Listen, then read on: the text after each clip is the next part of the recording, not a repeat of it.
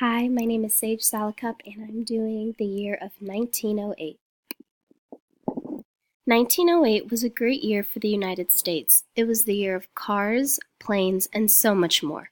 Americans of 1908 knew they were living in a unique era and were reminded because, according to the press, everything that happened that year was bigger, better, faster, and stranger than anything that had happened before. On New Year's Day, the New York World came out with an article called 1808, 1908, 2008. This article talks about how far the nation has come from 100 years ago and the endless possibilities that it can achieve 100 years from then. In 1808, the U.S. population was a mere 7 million and the federal government was failing. Then, in 1908, the population had reached a total of 90 million. The federal revenue was 40 times greater than 100 years before, and the U.S. was seen as one of the world's strongest nations. This advancement in society really boosted not only the nation, but the citizens as well. In previous years, airplanes were just in the starting phase, and now the hard part was perfecting this life-changing invention. Wilbur and Orville Wright were the first to invent the airplane in 1903. However, their flight time was very brief. But in 1908, after many attempts to fly over 1 hour, Wilbur Wright flew 2 hours and 20 minutes over Le Mans. This was such an accomplishment and truly impacted the world forever.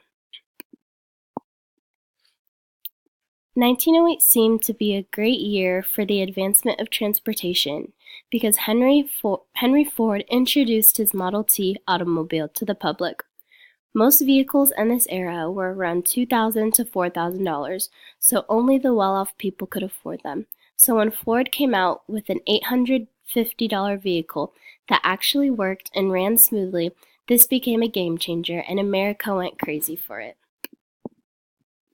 With high demand for the Model T, Henry Ford needed more vehicles and he needed them fast. So he instituted what is known as the assembly line at his factory in Highland Park, Michigan.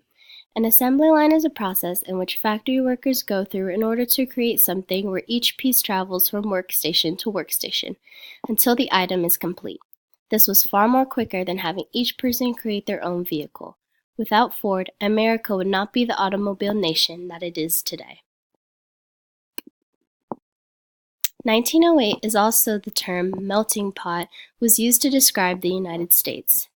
America was soon becoming the home of all types of people of different race and cultures. However, violence soon erupted against African Americans with many lynchings in this year. The people of Springfield, Illinois, tried driving the African Americans out of town by burning their homes and businesses. Each of the things I've talked about play a role in influencing art in the 20th century. The good things that came out of 1908, such as the booming economy and growth in population, created a sense of pride in where they came from, and that really exemplified through their art. That is why realism was so popular in the 20th century.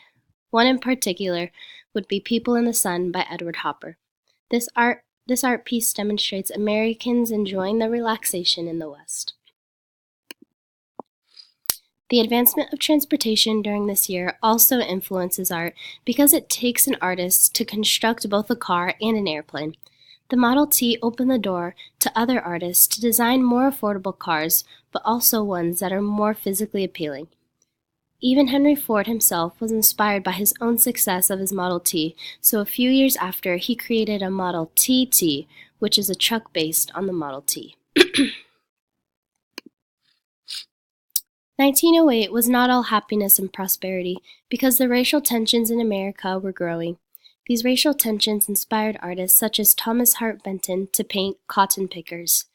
He was inspired after a trip to the South in 1926, where he witnessed African Americans working tirelessly on a cotton farm, yet still holding on to their dignity. He truly demonstrated realism in capturing the real life of these African Americans.